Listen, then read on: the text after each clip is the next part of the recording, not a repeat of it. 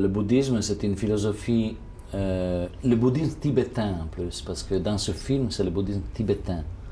Il y a plusieurs écoles de bouddhisme. Celle dont on parle, c'est le bouddhisme tibétain.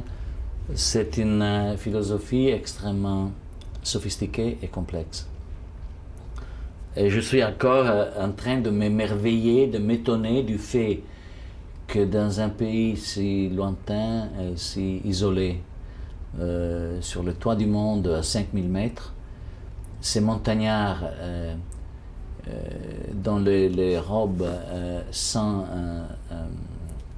le goût du yak butter, du beurre de yak,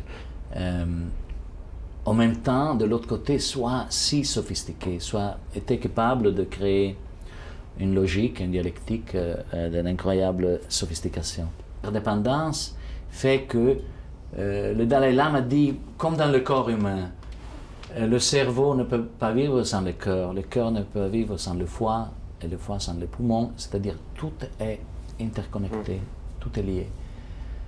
Alors il pense que les peuples du monde sont liés, comme les planètes dans l'univers. À cause de ça, ils sont très sensibles à cette idée de la défense des planètes.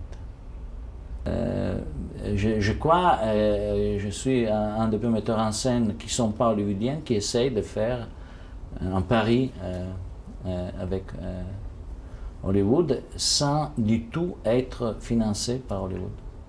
Et je trouve que dans le pari, il y a toujours, dans les défis, il y a une sorte de vitalité, il y a une sorte de faire face au problème et pas de se retirer dans le complaint, dans le victimisme, ce qui est la maladie actuelle de beaucoup de filmmakers européens.